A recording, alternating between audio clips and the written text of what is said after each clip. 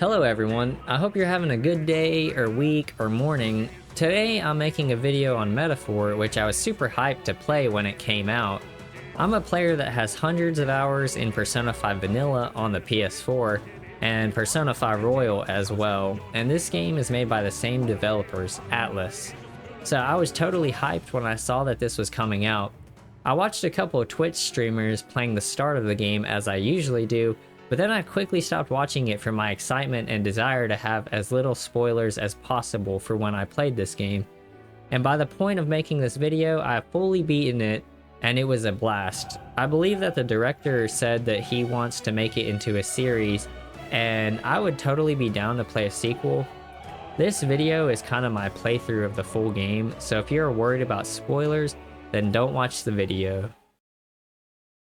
The game opens up with the story's narrator asking you some whimsical questions about fantasy and what it is to you, and what kind of power fantasizing holds. And I was pretty much absolutely gushing at this. It was so charming, and I was raring for the adventure that I was about to go on. Then you're thrust into an anime cutscene, fall down a ledge, and make your way to the grand city of Grand Trad. Gallica uses her fairy power to imbue you with music. Like the soundtrack for this game lore-wise, your character hears it, and that's Gallica's gift to the main character in order to strengthen his will. Makes the road a little easier. Once you arrive in the city, you're met with the racism, discrimination, and corrupt religion and politics that plagues this world.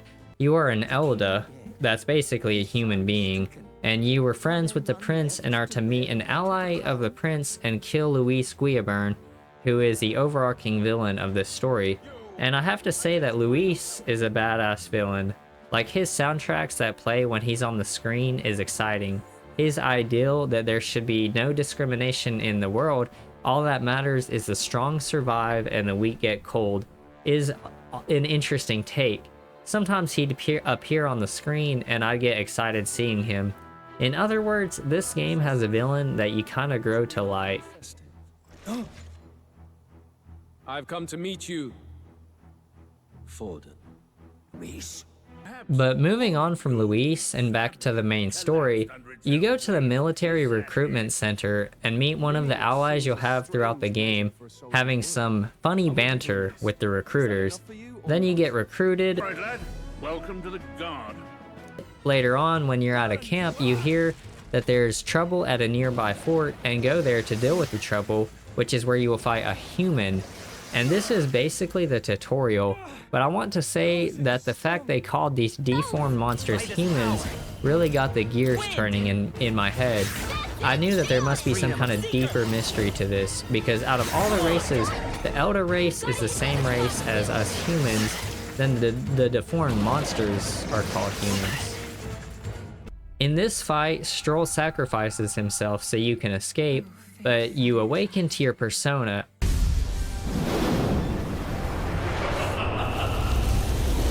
I mean, archetype.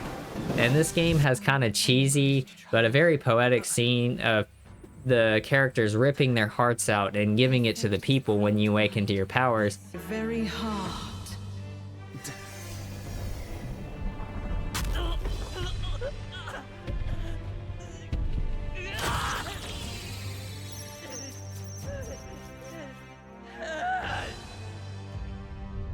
After some time, I'm able to fell the human and save Stroll, which we then meet our contact Alces, also known as Grius, and also find out that the military recruiter guy set us up to be killed.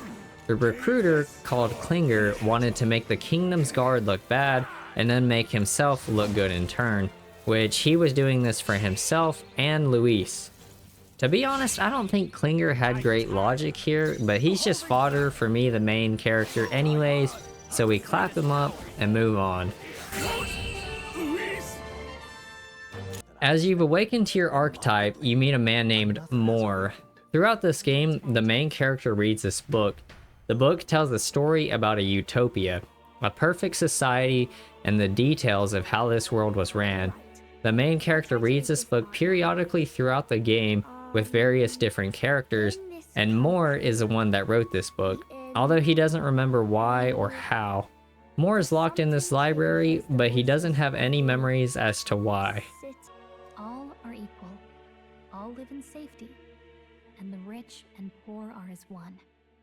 With no gaps, no conflict. All are friends, deserving of help. But moving on, we clear our way through the game's first dungeon, escape a dragon, and make a plan to assassinate Luis. We head to the Grand Cathedral so people can decide on who will be the next king, and this is where we meet Luis. Luis likes to make an entrance, and he appears on his flying gauntlet runner, drops a dead human in the middle of the city, and ravages the place.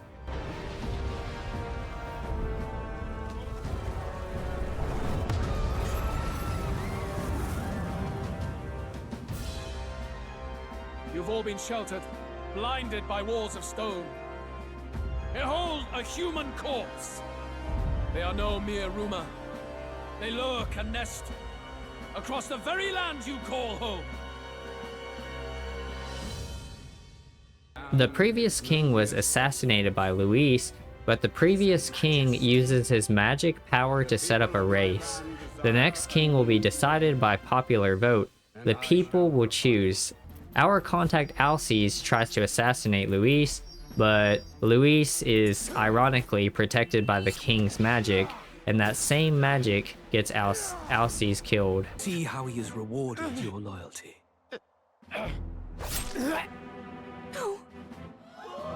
So we start the first real dungeon in this game. Everything before this was more like a tutorial, and I have to say that I found this game quite difficult. Like, I cleared the dungeon with relative ease. You know, I was coming from Persona, so it's not like I'm new to turn-based combat, but this game is way harder than Persona. Like, the final boss of this dungeon, I literally died around 10 times to him. I couldn't beat him until I figured out that the combat revolves around hitting weaknesses and passing turns. But, like, look at this guy. He hits hard as crap, and my characters die so easily. I was like, holy shit, this game just slapped me in the face. Once I figured out the turn system though, I was able to beat him. But like, in this game, sometimes I'll get attacked by a trash mob and end up fighting them for like 40 minutes. I'm not even kidding. I fought some trash mobs for 40 minutes, only to realize that I couldn't beat them, die, respawn, and just start from the last checkpoint, essentially. Now, I know I'm complaining a lot, but I actually think this is the best turn-based combat system I've played in a game. The archetype system, real-world combat, and turn-based combat, the speed of the combat, having the ability to retry fights from the beginning. The combat in this game is S tier, I think. It's just that the game is very difficult. I know there's some people that say it's easy, but I'd really disagree with them. For me, it was difficult, and if you've never played a turn-based RPG before, I think you would have to play this game on an easier difficulty. On our way to Martyra, I bond with some allies, and we do some weird exercises and sword fighting under the command of Alpha Hulkenberg Commander Dude.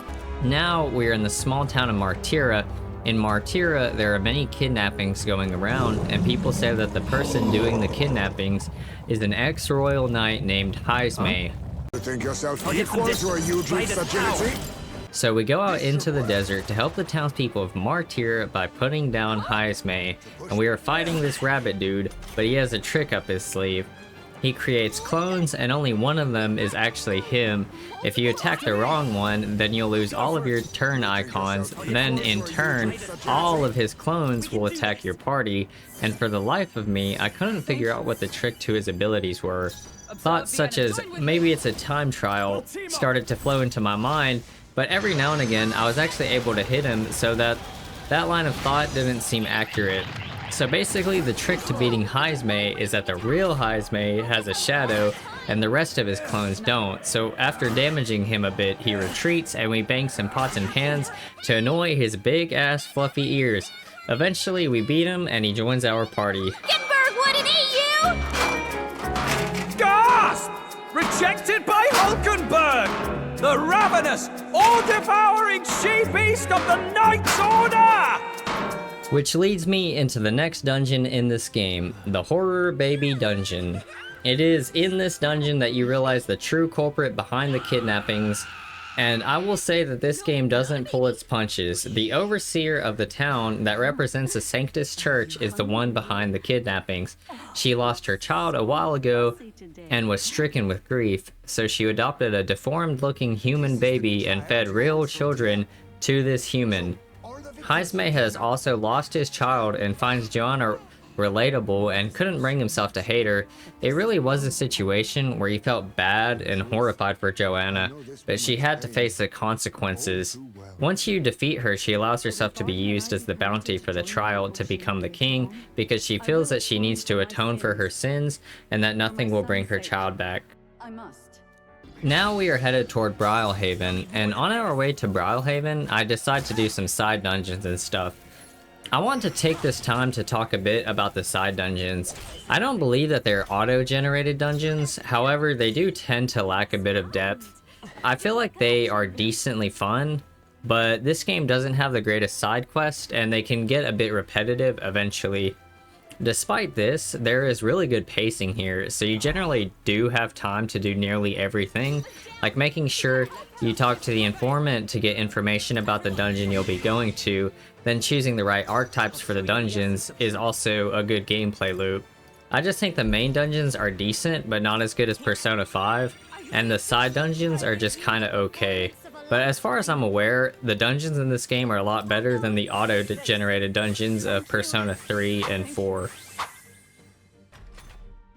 Eventually, we make our way into Brylehaven, and this is a pretty large city on the ocean front that has you traveling throughout by riding boat ferries. It is here that the competition to become king continues, and where you will turn in Joanna's head, which Joanna is still alive, but we are going to make an example out of her so we have the shock factor and bring the people a different perspective of what a king should be rather than just bringing in the head of the biggest monster we can find. The other contestants bring in a fish, a giant squid human monster thing, and Luis's guy that is representing him throughout the contest brings in a puny ass human head.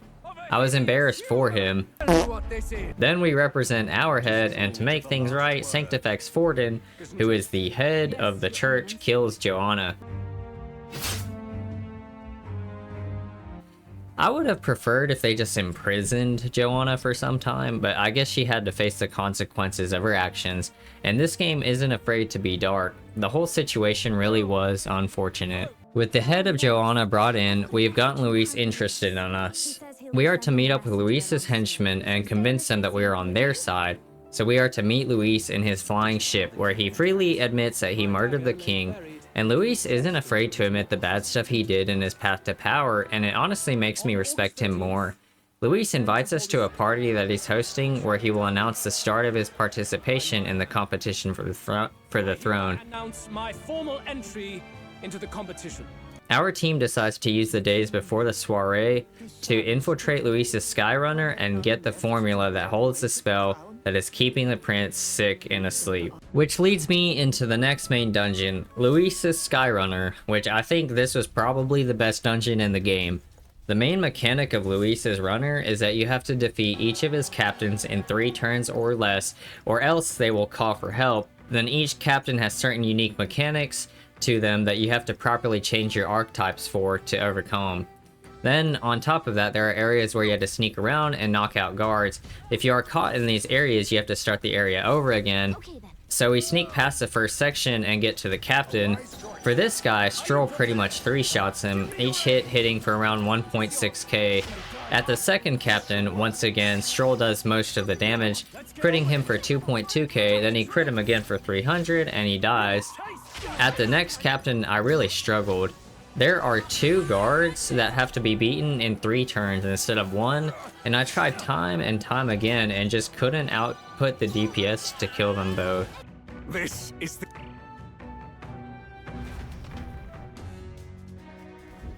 Know your... So, in real life, I went to bed. I couldn't beat them, so I just went to bed and slept on it. Then the next day, I looked up a guide to find their weaknesses. After the guide, it still took me a couple tries, but I put all of my stats in this playthrough into magic, so I was a one-trick magic boy. Then I swapped High's Mage to the Mage class. This way I could use the Synthesis Lightning skill on the main character who had all specs into magic, and again on High's Mage's turn, and this would not use up a turn icon. Then I had Hulkenberg on Knight and Stroll on Swordsman, which allowed a Spear Synthesis skill that the other guy was weak to. I basically had turns galore, and they still got me one hit from death before I finished them off. But this fight I found really frustrating, so I was happy to have beaten this. Then, the night of the party is upon us. This is when we are going to sneak into Luis's Gauntlet Runner and retrieve the formula for the curse that was put on the prince. At the party, Stroll has a heated conversation with Luis, where Luis claims that it was his fault he got Stroll's village destroyed, but that it was for the greater good, which once again reinforces the fact that Luis isn't afraid to admit the terrible things he did, and then I sneak off to his runner. The threat looming over this country.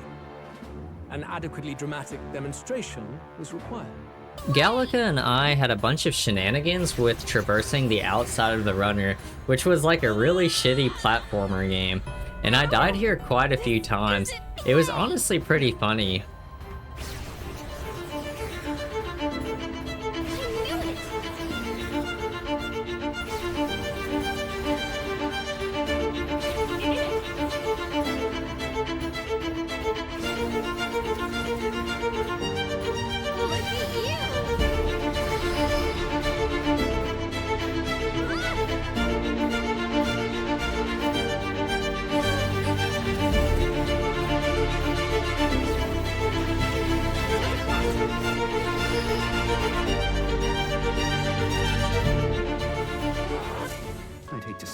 We run into Juna sneaking around in Luis's room, and eventually Juna and I team up and fight Glodell. Juna awakens to her archetype here, and she was also the inside man that you had for the prince that Alice's mentioned at the start of the game. I had the wrong archetype set up before I started this mission, so I used the item spell that does light damage, since Glodell was weak to that, and Juna did most of the damage. After I beat Glodell, he tries to stab me in the back, but we end up being high enough rank to be protected by the king's magic. Juna then tells some lie that the rat Luis was looking for was Glodell, and we get out with the formula unscathed essentially. Del and Basilio, two of Luis's henchmen, are very suspicious of us and question our loyalty to Luis, so they decide to come with us to Verga Island. We now have Juna, Basilio, and Del traveling with us to a tropical island full of pagans. This is this game's tropical jungle arc where everything goes bad. Of course, where there's money to be made, there's trouble. What sort of trouble? Oh, the usual sort. People wanting what ain't theirs. We land on the island after traversing the ocean and get thrown into a jail cell, along with the Grand Trad Crier, who is actually a pretty cool guy. Del and Basilio help us escape prison, but generally Del and Basilio kind of have this play where they don't like you guys or trust you, and they're also helping the bad villain, but some reason they keep choosing to help you and do the right thing. I know these two are a lot of people's favorites. This area of the game gives you a unique perspective of things. You see the perspective of two people, Basilio and Del, and the reasoning behind why they follow the villain Luis. Really? Are we absolutely positive that, Count Luis's vision and ours have enough in common? Then the whole island is considered a pagan island because they don't follow the main religion of the mainland.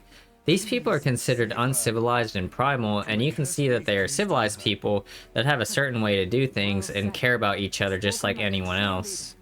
To backtrack a bit, in order to get to this island, I had to traverse the ocean, and in this ocean we get in a fight with a human and Del gets injured.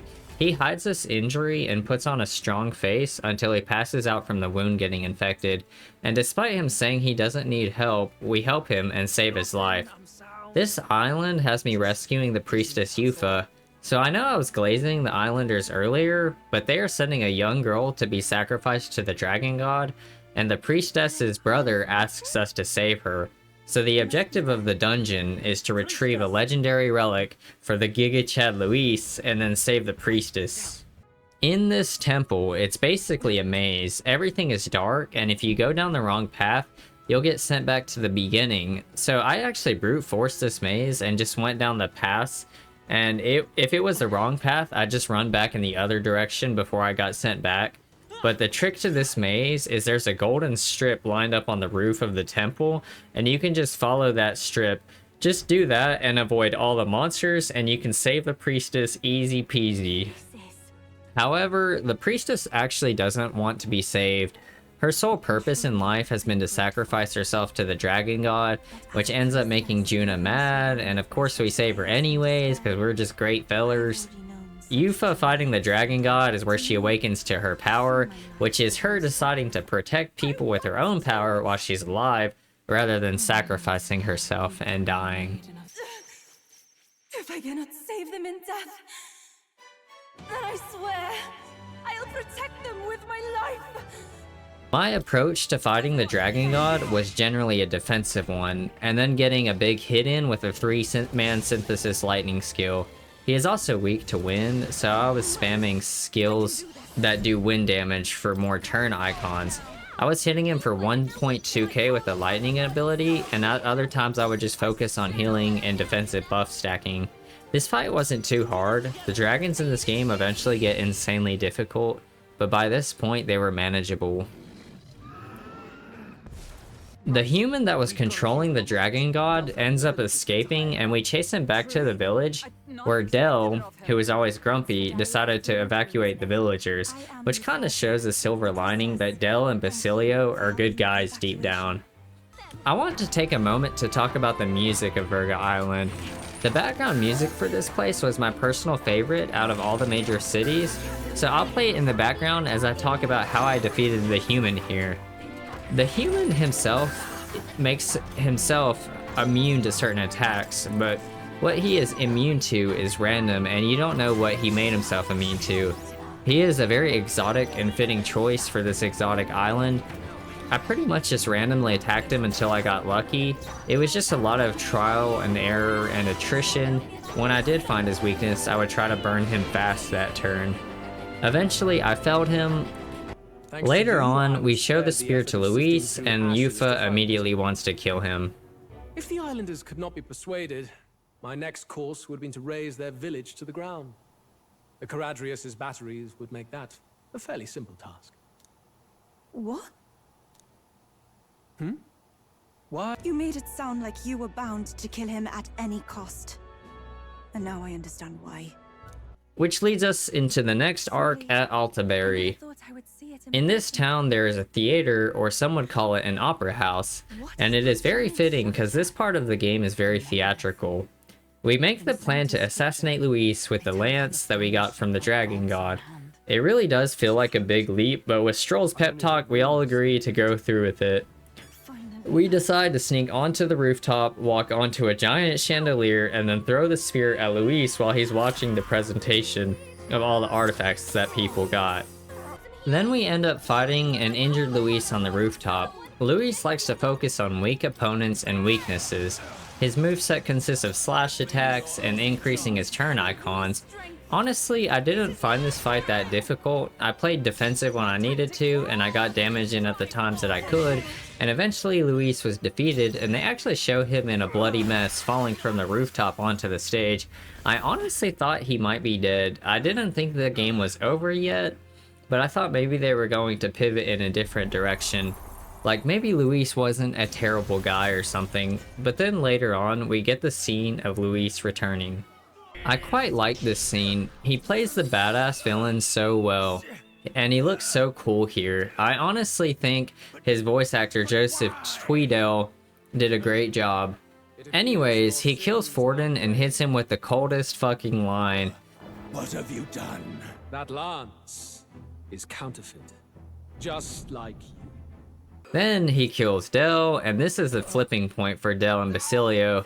They really realized that they didn't vibe with Luis's mantra that the strong survive and the weak get cold. Basilio would go on to remember Del in similar fashion to how something goes in Gurren Lagann. Basilio joins your party, and now Luis's sins are piling up one by one and strengthening the conviction of your group to take him down. With Sanctifex Forden dead, the politicians tried to put the Saint Rella in his spot. The game puts you in a true trial here, where you kind of go into the fight against Rella without knowing what is going to happen, and she summons a dragon. Okay, hear me out. Her character arc, committing grave sins to protect her sister and trying to give hope to the people in her last moments, were great. But this dragon whooped me so many times. This was one of the times where I had to sleep on it, wake up, look at a guide, and still barely beat it. The amount of times I heard her say, Underestimate a dragon at your peril. was enough to grind my gears, man. Then she puts up the elemental barrier and takes up half my turns because I didn't know about the spell to dispel spells that dispel magic. With Rella defeated, I head back to Grand Trad to start the final arc of the game. It is here we have a final battle with Lord Luis. I mean, Luis can turn me into a human if he wants. Bro is cool as hell. This fight once again has him increasing his turn icons, hitting us with AoE slash attacks and focusing on our weaknesses and characters with low HP. I focus on debuffing his attack power and buffing my defensive stats, then sneaking in damage when I can. After I get him to like half HP, he turns me into a human and frames us, the Elda people, as monsters walking in human skin. That dirty dog. We retreat back to where the destroyed Elda village is to find that Luis sent an assassin to kill the prince and the prince is dead. It is here that we get a massive info dump. I learned that the world used to have all the tribes united as one and was destroyed in a war. Also that Gallica didn't leave the Elden village with me and that anxiety is the source of all magic in the world. So I will break this down for you. The world used to be the utopia that you're always reading about in your fantasy book. This world was destroyed by a war. Dragons aren't normal living creatures. They are pure magical creatures, and you, the prince, inherited the powerful king's magic and also became a pure magical creature from the prince's wish. You are literally the prince. Then, since anxiety is the source of magic, when you are overwhelmed with anxiety over time, you become a human. Finally, with the things Luis knows and has done, we suspect that his origin is Elda as well. So we move on from this place and return to Grand Trad, where everyone thinks we are a monster walking in human skin. I was expecting the game to be done after the fight with Luis earlier, but now I'm given 30 days to prepare for my fight with Luis. So here I start the final arc of the game. Luis is in the Flying Palace and sits on the throne with the royal scepter waiting for us, and it is revealed that he is an Elda.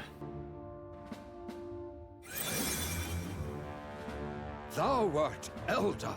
We start this palace with our completed team: Gallica, Stroll, Hulkenberg, Heismay, Juna,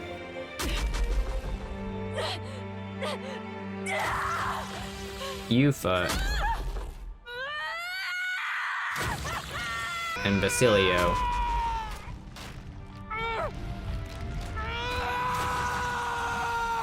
In this palace, there was a time trial where you had to destroy all the Magla pill thingies in 5 minutes or less, and I swear I struggled to get this done, and there was no good way to restart each time. So I just died over and over and found this frustrating.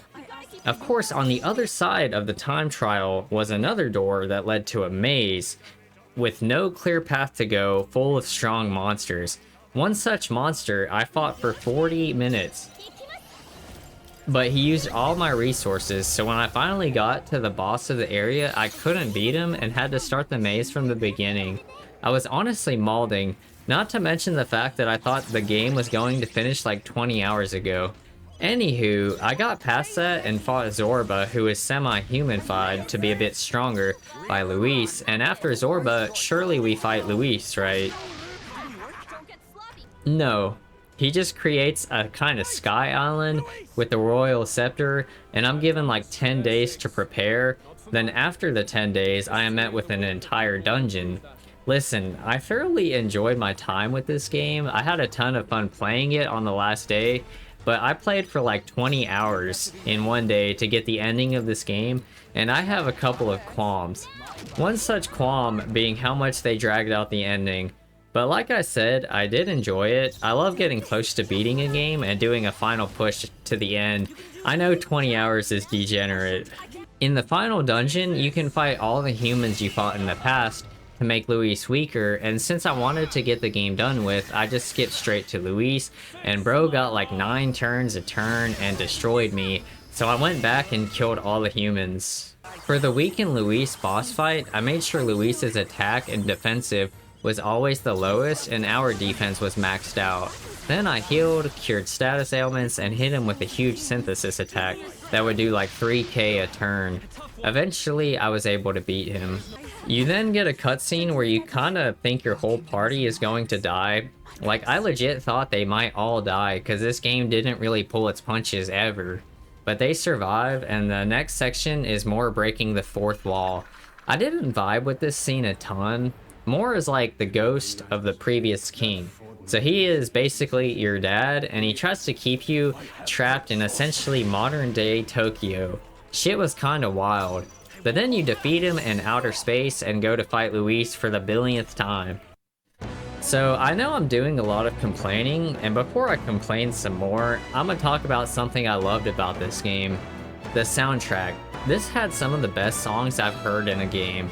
I'd say in general, this is one of, if not the best game soundtrack I've heard.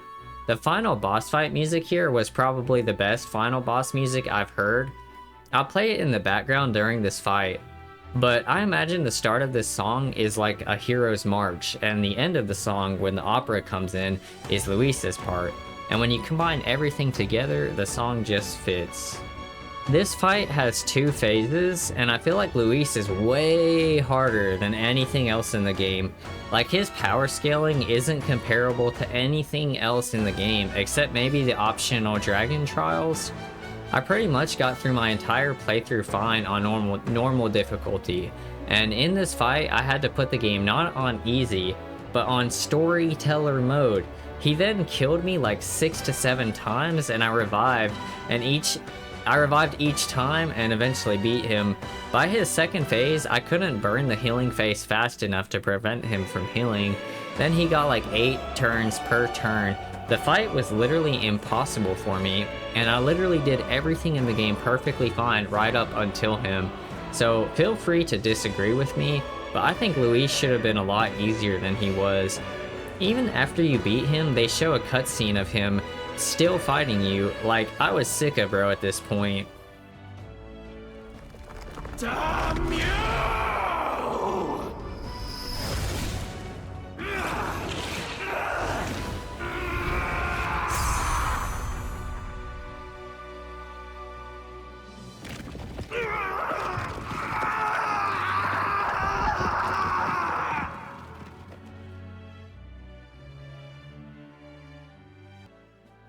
Well, the end of the game is here, and I am given an epilogue. A lot of the characters are prominent figures in society now. Hulkenberg basically is head of the military, Juna runs the mage academy, they all have cute hats, you become the new king. It was honestly a fantastic game, and I had so much fun playing it. I'm actually doing a second playthrough on a harder difficulty. They teased a sequel taking place with you going on a journey in another land, and yeah, overall, it was satisfying, and there's an end credit scene as well. I would definitely recommend the game to JRPG fans. I thoroughly enjoyed my time with the game. There was a great cast of characters, phenomenal soundtrack, badass villain, and good combat. I'd like to hear some of your guys' opinions in the comments if you wouldn't mind. If you'd like to subscribe, that would also be appreciated. Thank you for watching the video, and I'll see you guys in the next one.